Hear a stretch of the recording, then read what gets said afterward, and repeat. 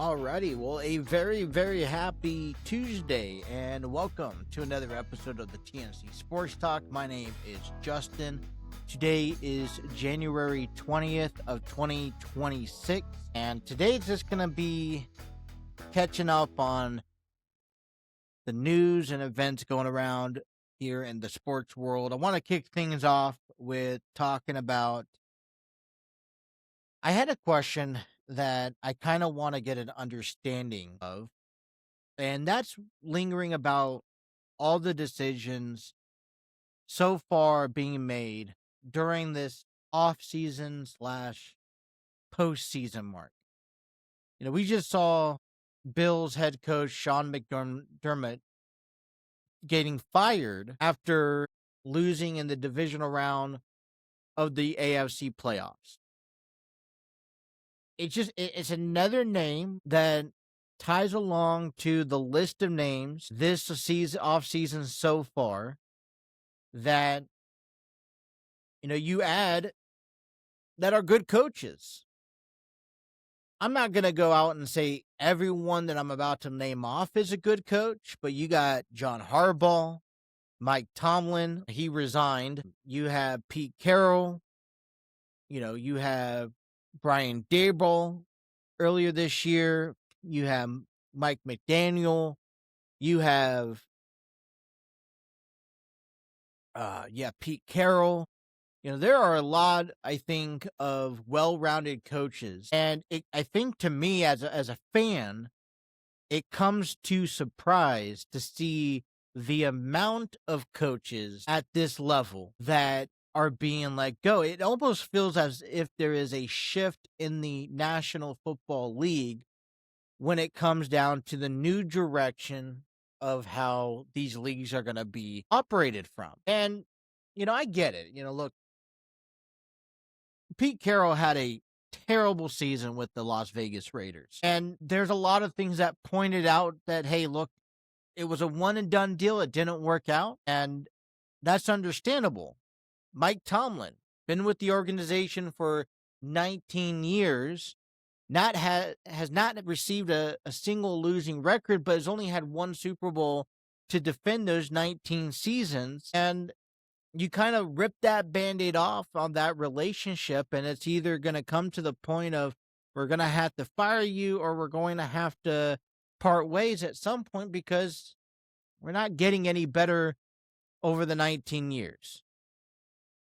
But it comes to more shocking to me when I see teams like the Baltimore Ravens that, let go John Harbaugh. And then you saw the Packers letting go Matt LaFleur. And then you saw, Mike McDaniel out of the Dolphins. And then this coming up recent one with the Buffalo Bills. And to me, it comes from a bit of a surprise, a shock. And it's like, what is going on? Is there something that's going on that I'm missing? And so I was listening to another podcast yesterday talk about this, and I think it made a good point. There is a window period for a chance to win as a head coach and take your team to the Super Bowl. There are very few teams that go on with head coaches' relationships for, 10, 15, 20 years. And the average span for a head coach to come in and to win a Super Bowl are sitting around between 3 and 5. And the statistic indicates that if you are brought in as a head coach and do not win a Super Bowl after 5 years, your chances of winning a Super Bowl are very rare. Not impossible, it's been done, but very. And that's something that is taken into consideration when you think about the relationship, that has been, boiling between Mike Tomlin. It makes perfect sense. Sean McDermott, we have John Harbaugh. They're starting to build ages. And you also think about the logic since it takes for a 3 to 5 year span to develop. You think about a new coach coming in. More than likely, they're bringing in an offensive coordinator. They're going to bring in their defensive coordinator. They're going to bring in anyone they want with them to kind of help this team. Usually, this team is at an impasse with their decisions of their next moves. Either we're going to have a fresh start or we already have that key player we're going to build around. And so, you're expected within the first year, okay, we can't make all the moves. Maybe we're not missing, we could just get ourselves closer. What do you need? How do you need to get there? Let me give you the tools as a manager, as an owner for that head coach to succeed in. And then usually after year one is acceptable, year two, maybe year three, coming up year four, maybe year five, you're like, okay, well, we're giving everything to you within our means. Why aren't you producing a championship for us? And that's kind of where anything after that, relationships, you're kind of at that impasse because let's say you bring in a rookie quarterback. That's about the time he's going to hit a free agent. Maybe, people get older. And so maybe the idea that you had 5 years ago was a good idea, but the same players aren't there and you can't replace them as easy. So the picture that we're seeing here early on, and I think it comes to a surprise. It more comes as a shock. It comes as when a breeze just hits you right in the face all at once. And it pushes you back a little bit. You can see where a lot of these things need to happen in these organizations, but you just didn't quite expect these teams to take those approaches immediately. And so you tied that back a lot around to the Cincinnati Bengals and Zach Taylor. Well, guess what?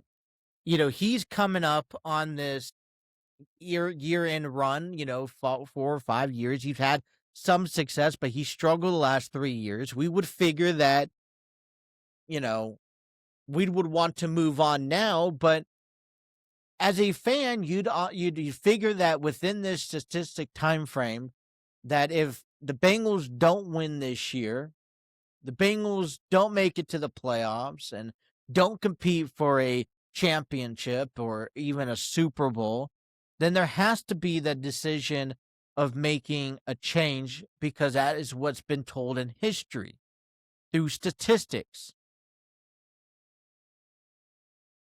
It sucks because as a fan, it is more of a waiting game. It's a patience. We're going to have to wait around because, because Mike Brown thinks that this is a good idea. And you just wish that a organization like the Bengals, and you think hopefully ownership or even front office would give you will listen to their fans in some way, shape, or form and say, I hear you. I understand changes need to be made. And these are what we're doing to make those changes. But I also think, we made it apparent this past winter that we are, that we want change. Someone bought a billboard and put fire Zach, fire Duke, and save Joe Burrow.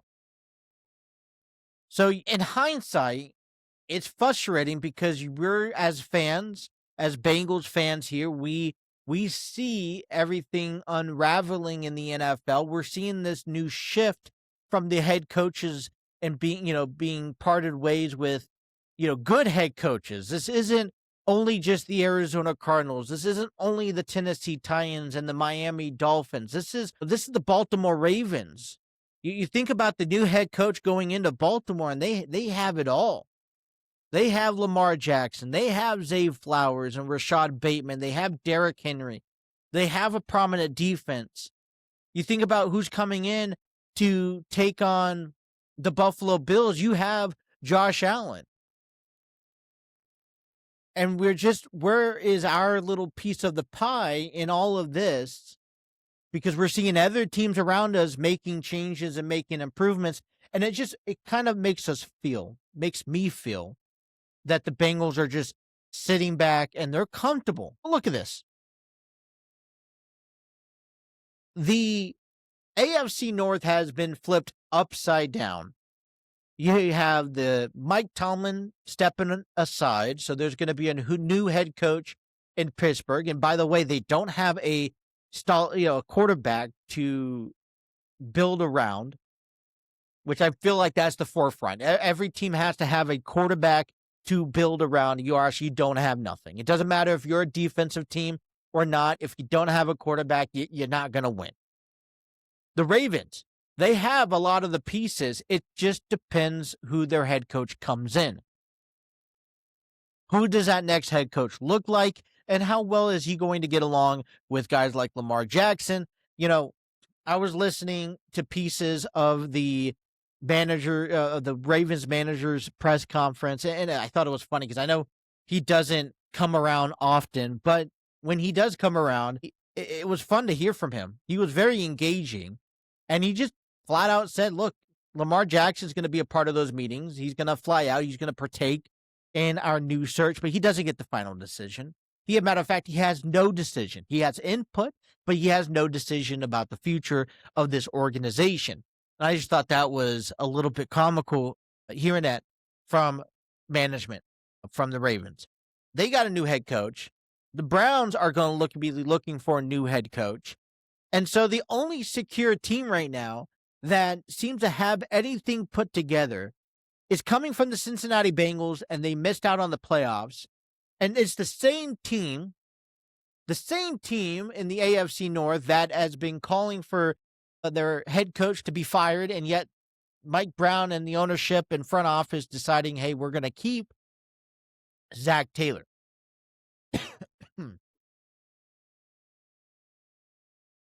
So, I get it. I understand this perspective a little bit more than I did 2 weeks ago.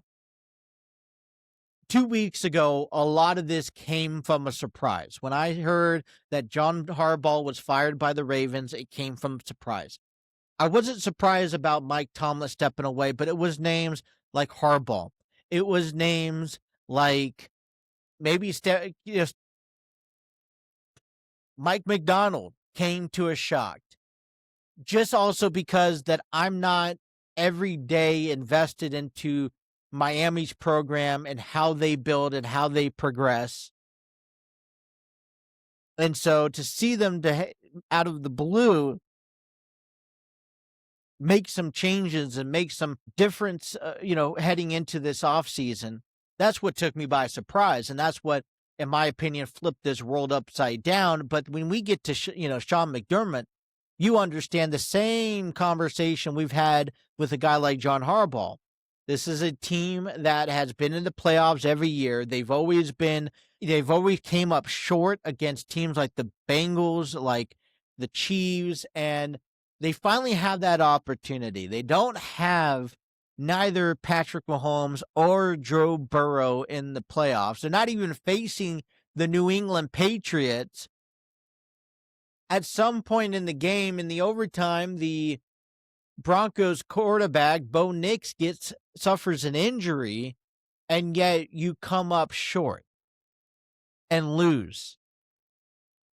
And now this is not year one. This is not year two. You have a decision to make, and Josh Allen still is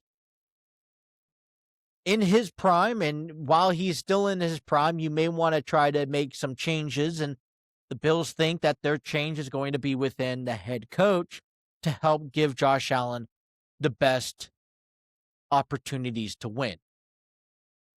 What becomes more interesting to this puzzle piece that is being created is the fact that now these vacancies of head coaches have to be filled. And we don't know what these teams are really aligning to fill them with. I could talk here and I could think to myself that John Harbaugh will be a good fit in Las Vegas. But how patient are the Raiders and the Raiders Nations are in a, compelling division? The Buffalo Bills, where do you go from here? Who are the next head coaches? And you would figure that it would be head coach for head coach. That's not the case.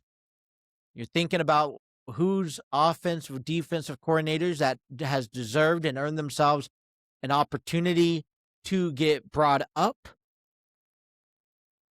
And I saw a report this morning about Zach Taylor giving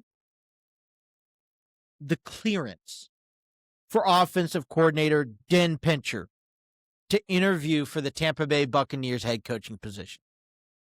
Interesting, in my opinion. I found it very fascinating that, and I think, look, I don't think Zach Taylor's a bad guy. I don't dislike Zach Taylor. I may have a difference of an opinion when it comes down to coaching styles and the way, and we've learned a lot this past season, in my opinion, that I think that Zach Taylor is not the perfect head coach to call this team. He doesn't feel like when he's calling the shots, they're not winning. With Joe Burrow's there, they're winning.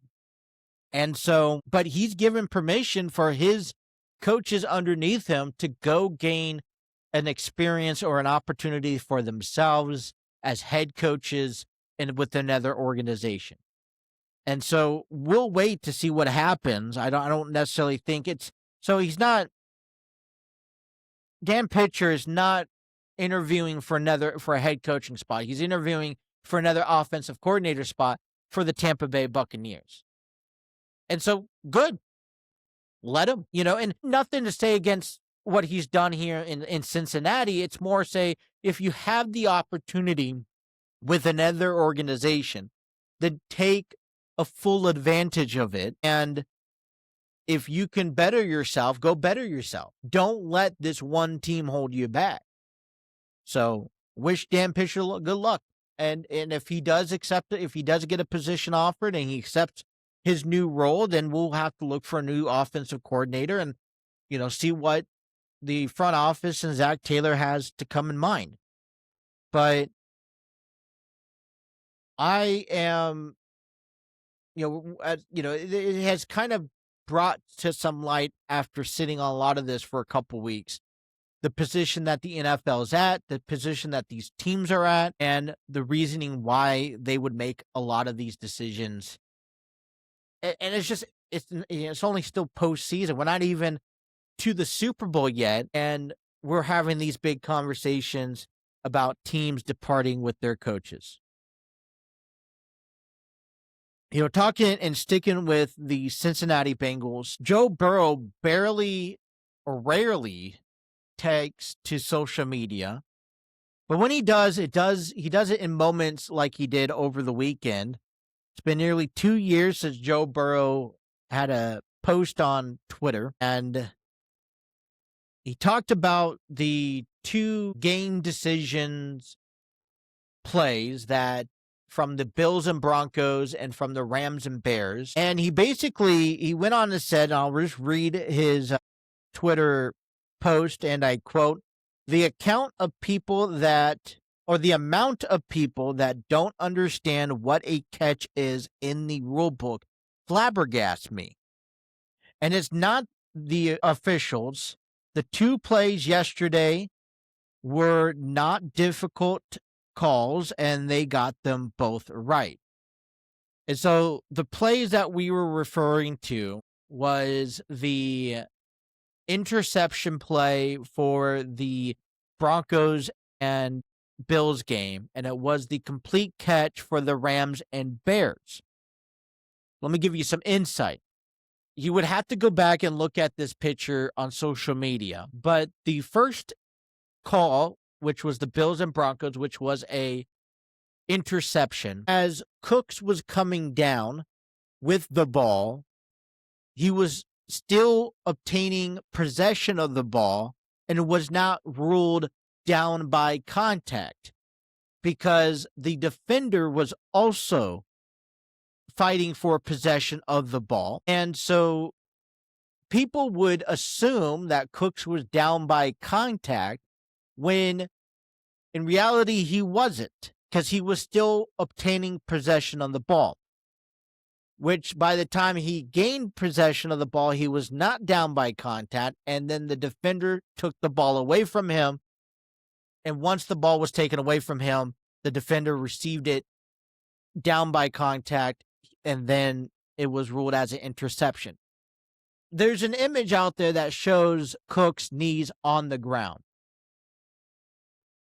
but they were fighting over the ball. It was one thing where the defender was making a tackle to take him down, but he was fighting for the ball, which didn't lead to the takedown. So the other play was the Rams and Bears, where it was ruled as a complete catch because you had multiple defenders trying to tackle the Rams offensive receiver at the time. And his knee was on the ground. He had sole possession of the ball, and it was a tackle, not a just pure fighting over the ball. It could be very confusing. And I would even agree that these difficulties may be in the official's mind and in other players' mind. It may be a clear image, and I'm glad that Joe Burrow thinks it's not a difficult call at all. Sure, but how many times have we seen these calls could go either way? And that's my point that I'm trying to make out of this, is that the rule book is always changing. The definition of what's a catch, what's not in these situations always get defined and becomes a different story. Depends who you ask. And so it may say one thing in the rule book, but it's worded in a way that unless you live, breathe, and bleed football all the time and you see it, and the rarity of these plays, I mean, throughout the regular season, it's not as much of an importance for a play like this. Yes, it gets its attention, but it's not as argumentative as you would see compared to what is done in the postseason, because every play counts. Yet if someone gets the wrong play, that can cost somebody a season, as you've seen here with the Bears and the Bills. And so, maybe as a fan, there is room for discussion. I'm glad that Joe Burrow was able to clarify it from his point of view, what he felt these calls were right or wrong. He didn't go do it in a angry attitude. He wasn't furious. He wasn't arrogant when he said any of this. He just explained that, he was a bit astonished that people aren't not familiar with the clear rule of the book, which can be deceiving at times, and that these catches were the right calls to make. Now, these were also standstill, shots of what took place. It wasn't, but these referees also have to make these calls in live time. They have seconds, milliseconds to respond to an action that's going 100,000 miles an hour. I mean, you got to give some credit. If these are the right calls, you have to give these credits to the officials. Yeah, there's replay, and sure, they're probably doing their justice to relook at the play, at their headquarters to make sure it is the right call. But to hear it from a different player sometimes is good. Now, I question, is that the same response Joe Burrow is going to give us if he was in that position? If he was Josh Allen, threw that pass to Jamar Chase, and along the line, as Jamar comes down with the ball, trying to receive receptions, if that's the same situation, would it be a different statement? I don't know. What I do know is that people look at this very seriously. And like I said, I want to hear what you guys think. Was those plays the right play? According to Joe Burrow, that was the case. And it's good to hear from our players throughout the offseason. I want to know that they're there. I want to know that even though they've been eliminated from the postseason, doesn't mean that they cannot partake in still watching and supporting other teams and trying to better themselves for next year. But I thought that was something that caught my attention and was well deserved to be shared here on today's podcast. The Bengals have also made some transactions as they gave a contract extension to tight end Tanner Hudson. Hudson will be entering his 7th year in the National Football League, has only played 38 games with 2 starts with Cincinnati. Tanner, he played for Tampa Bay back when they won the Super Bowl. He also, since 2022, has had 77 receptions for 674 yards, 4 touchdowns. And in 2025 alone, he had 19 receptions for 168 yards, 2 touchdowns. And it looks like, he's not getting the everyday start. Maybe that's something that changes for Tanner down the road if we need to fill in a tight end position. But at least what I take away from this signing is that, we're trying to figure things out, and it's a start. I'm not saying it's a great start, but I like Tanner. I like to see more of him. If he's able to have 2 touchdowns as a tight end, 168 yards on a year, I mean, those numbers could get up to possibly 500. You would figure that the opportunities will present itself when Jamar Chase and T. Higgins are being double teamed. So, I don't know. What do you think about that contract extension? Is it worth it? Let me know down in the comments. Does his numbers even hold water to being a tight end? It's not much of an improvement, but I think it solidifies some sort of stability heading into the upcoming season in the tight end position, which, trust me, we can use all the help that we can get. All right, let's continue with this program here. Reds baseball coming out of the way. I got a couple of conversations coming your way here for the Cincinnati Reds. They just wrapped up Reds Fest over the weekend, and now there's an article that came out and about Ellie De La Cruz, who intends to skip the World Baseball Classic after news report of Cruz declining a massive extension offer last spring.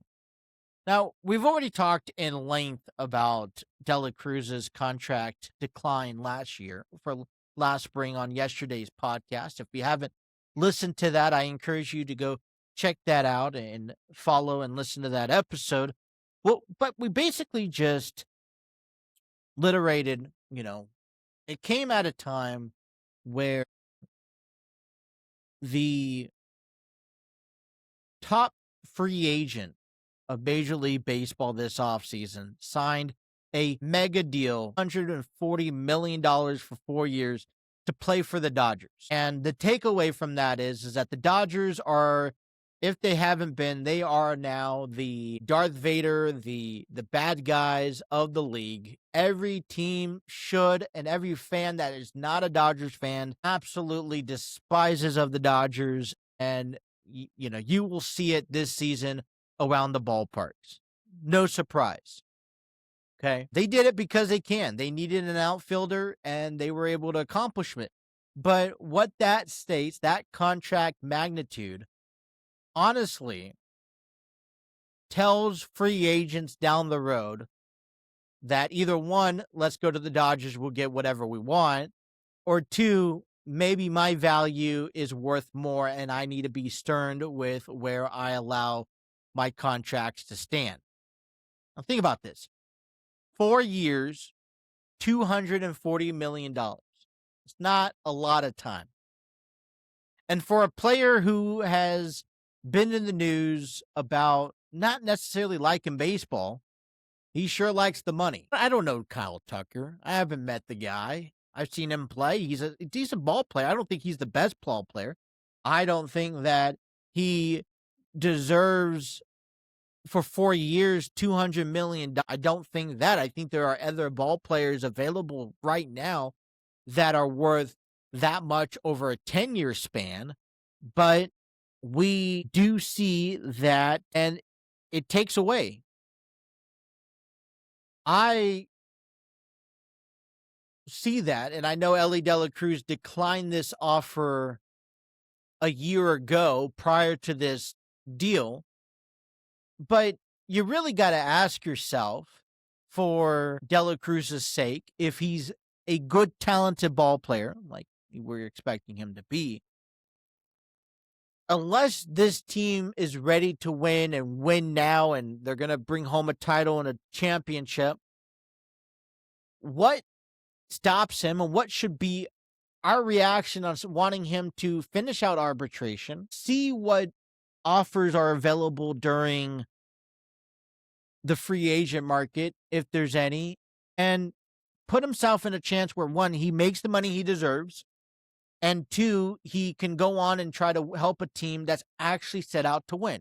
Now, I'm not saying that the Reds aren't interested in winning.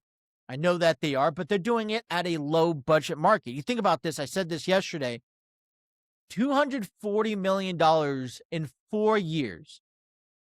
That pays for the Reds' salary, entire Major League organization. The $115 million budget we have for this year, it pays it twice. And then there's still at least $10 million left over.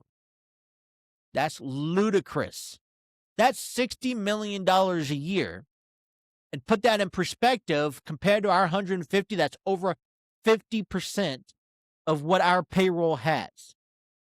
And our highest player is coming from our starting pitcher, Brady Singer, who's expected to make 12 and a half. Not even a third of what Kyle Tucker is expected to be better this year. And Ellie De La Cruz is down there to the $750,000.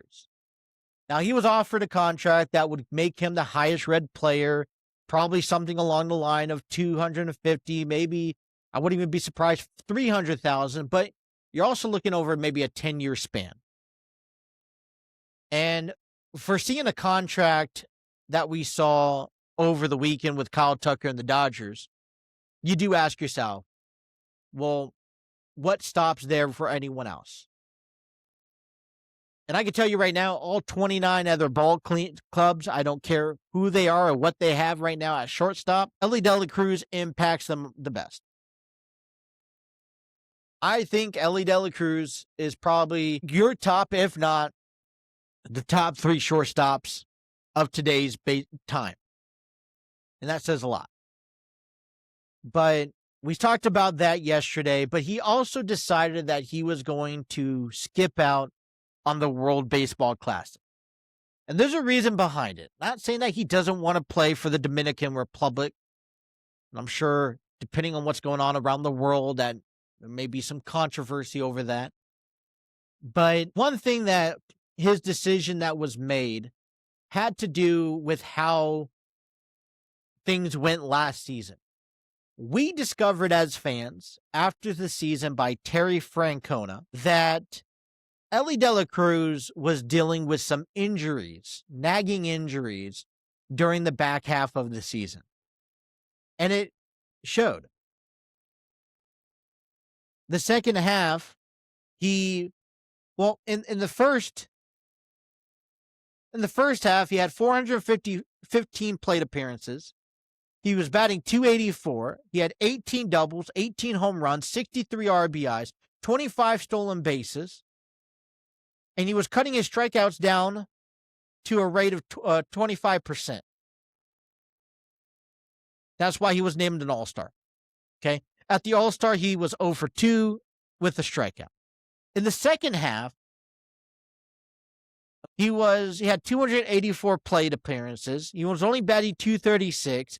He had 13 doubles, 4 home runs, 23 RBIs, and 12 stolen bases. He struck out. The rate climbed back up to 29%.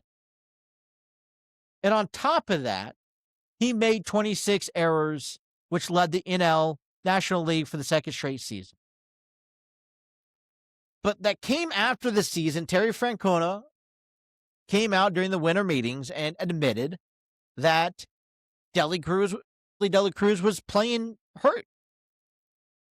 And that could have affected his ability to be on the field. This is what Terry Francona said. He said, and I quote, "I didn't do a very good job of that, and I own up to that. I love the fact that he wants to play, and he's one of our rare guys where he can bring energy every day, which is really amazing. But saying that, he gets beat up so much, sometimes a day off after a night game might be really helpful for him." And that's true. I'm not denying any of that. And I'm glad that Terry Francona can acknowledge that, but how do you fix it this time? Because let's be real with each other.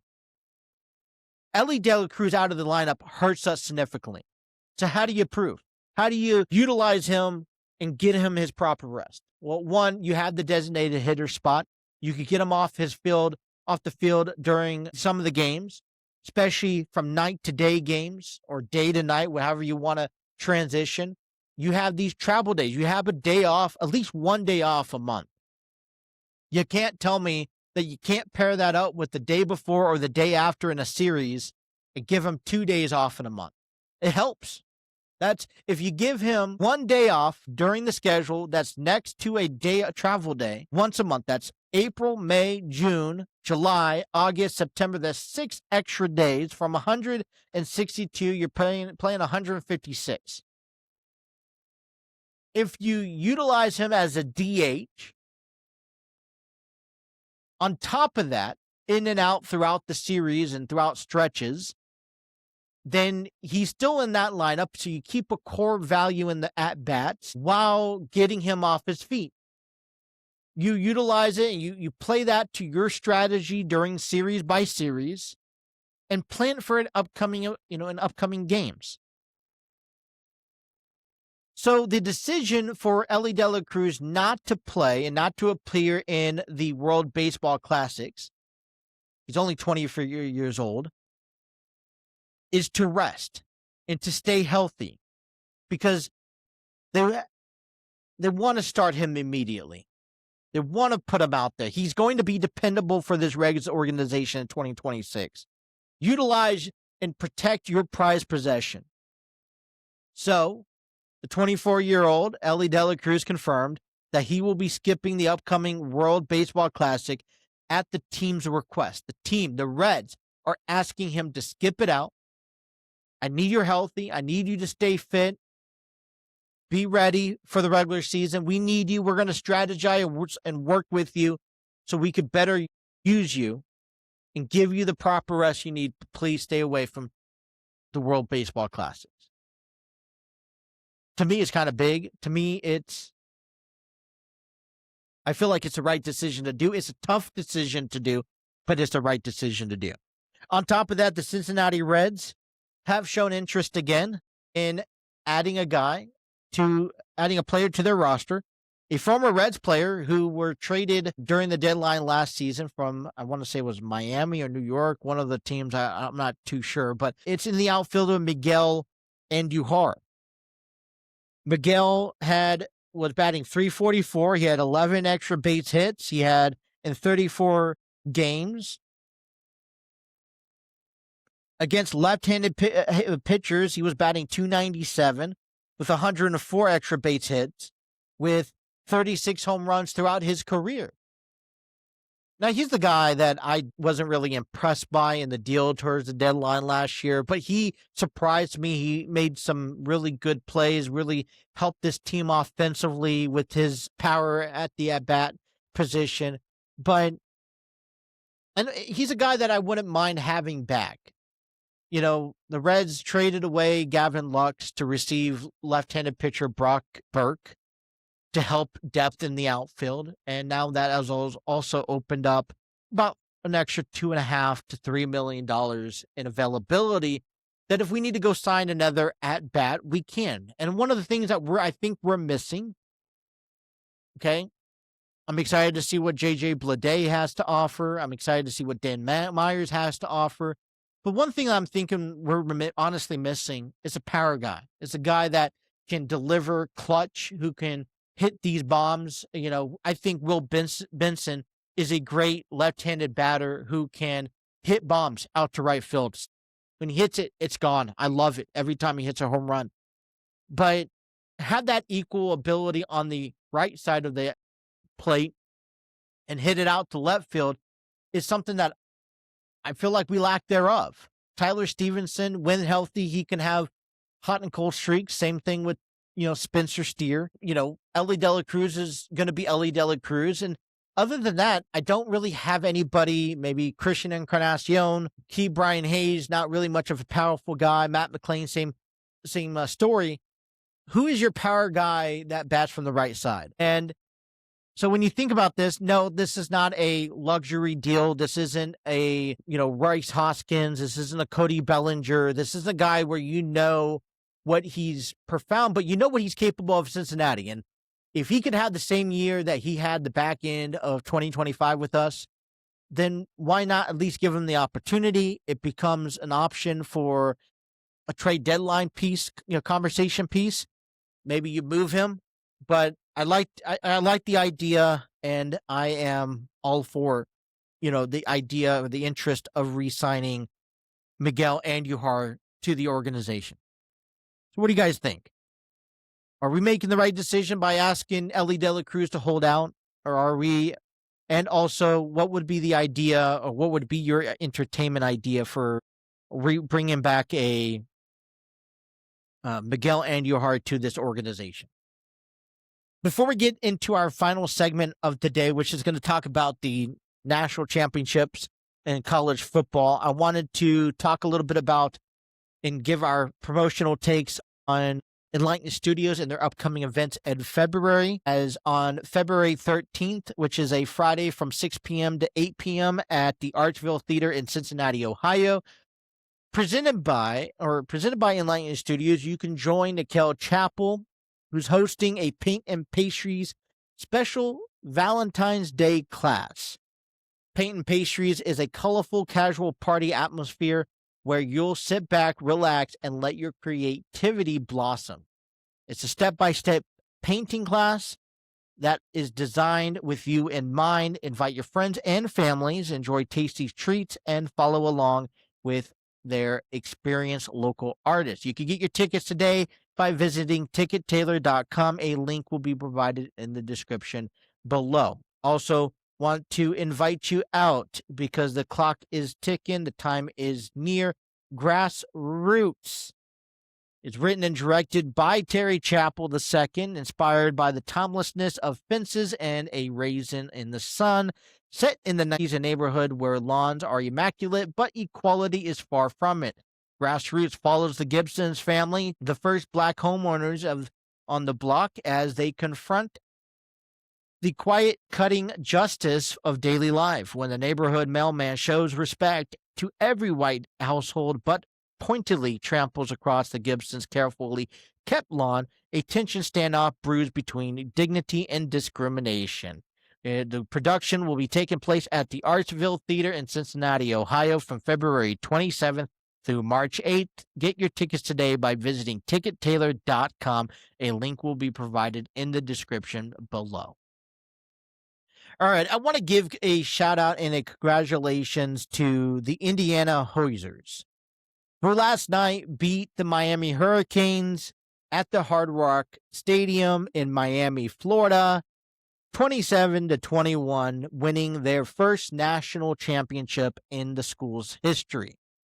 Highlighted point-outs come from Jamari Sharp, who had the game-sealing interception. He was also a Miami native. Fernando Mendoza, the Heisman Trophy winner, led Indiana to the first national title, grew up just a mile away from Miami's campus, His father played high school football with a teammate with Mario Cristobal and at the Christopher Columbus High School, and the mother played tennis at Miami. And so, congratulations to Indiana for their accomplishments. I was looking at this, and they have had some interesting gaps to succeeding in this. If you think about this, Indiana, this bowl games, have won 3 games in 2025, ultimately winning the championship. It's the same amount of games they've won in bowl competition since 1899. So from 1899 to 2024, Indiana has won 3 bowl games. In 2025, they have won 3. They've matched it. Fernando Mendoza, he joins a list, a very unique list of Heisman winners and national title champions in the same season. And so he joins that list along with the 2019 LSU Joe Burrow, the 2013 FSU Jameis Winston, the 2010 Auburn Cam Newton, and the 2004 USC Matt Leinart. And I was looking at this list this morning when I was taking notes ready for this program, and I noticed what's one thing that all these quarterbacks currently have in common. All these previous quarterbacks that Fernando has joined has not won at the success level of a Super Bowl. Sure, Cam Newton and Joe Burrow has had very close opportunities, but they've come up short. And you look at this list, and it kind of is scary if you think about it now, because Mendoza is about to hit the NFL, and he's going to be tasked with this obstacle that puts him in this list that, great, you won a Heisman, you are you won the NCAA championship, but are you capable of winning a Super Bowl? So far, your peers behind you have yet. And sure, Joe Burrow still has some opportunity with them. I mean, Jameis Winston's, is kind of backup quarterback now. I don't even know if he's still in the league anymore. But you're going to have to, who's going to set that first record of being a Heisman winner and a champ in the NCAA championship and have a Super Bowl success career in the NFL. So, kind of foreshadowing a little bit, does this put Fernando in a category? Great, you want to pick him up as your number 1 quarterback, but when you see this statistics, do you bank on him or do you move? I mean, and if you decide to move, you're going to be looked at as a laughing stock. I mean, there's no crystal ball, but I think it's painted here bright in day about what we see here. And that's the fact that, he has some big shoes to fill, and he has the opportunity to set his, the race is on. Can he set that tone, or will Joe Burrow finally get that championship? I believe I'm going to credit Indiana's NCAA championship run. Okay, don't forget, this is the 3rd year in a row that a Big Ten team that has won. But I think you have to go give some credit to 2 things. One is the football expansion. Because if we didn't see the football expansion, sure, we'll see Indiana go. But that means you go an entire month without playing football, and you'd only have 2 games. Where now there's a reason in the middle of December to play, keeps the momentum going, keeps the players thriving and motivated, and in shape. And you don't have too much time to sit between the championship and the end of the NCAA season, especially for those who have a first-round bye. And, and I like it. I think it is a clear indication of what to expect over the next 5 to 10 years. I wouldn't see why they wouldn't want to expand it more. It gives more opportunities. And here's what I like about it too. You fill in more of these playoff implication games and bowl games, and it gives these bowl games a new meaning and reason to promote, because these teams aren't coming in with players sitting out because they're in the transfer portal. They're having a cause to win. One of the things that really frustrated me this bowl season was how many people declared for the portal and decided that they are going to sit out their bowl games because of that. For example, Cincinnati, the Bearcats. I was looking forward to them and playing in the bowl game earlier back in December. I was very disappointed because their starting quarterback sat out because he announced that he was going to hit the transfer portal. Now, it's good for him, and I want him to succeed. I want him to go off to the next school and have success, but I don't think the season's done until the end of the championship. And therefore, I don't believe, this is my opinion, and I get it, a lot of things are going on in college football, but if it was me, I would honestly restrict people from hitting the portal, requiring them to partake in bowl games of that their teams are elected to play, and they can't decide if they're going to hit the portal or not until after the NCAA championship game. So we're sitting here January 20th, 2026. Today would have been the big Black Tuesday of the NCAA college football, where teams can hit the portal, where players can hit the portal. So the expansion of the portal, of the playoff bracket, is one. And now my second one is the transfer portal. And so for me, I think it's good for the game. I think it's good at the college level, but I feel there are some tweaks and some refinements that need to be made in light of what we've seen this year. Look, I like to give all these teams opportunities. This is why I think a lot of people love March Madness, because it's a 64-team bracket that anyone has the opportunity for. I mean, San Diego State, all they have to do is win a couple of games and be very good in the month of March, and they could win the NCAA basketball tournament. Yeah, you have the similar, you have your top teams, of course, but they don't have a disadvantage. Maybe, they don't have home field advantage. They don't have the first possession of the ball first. It's strictly a bracket. They may have a first round bye, but that's it. They still have to beat everybody that they face. College football playoffs, same situation. It creates opportunity. Look at Miami. Look who they have beaten. For years, we've taken a look at Ohio State, Alabama, Georgia. Now we can, Michigan.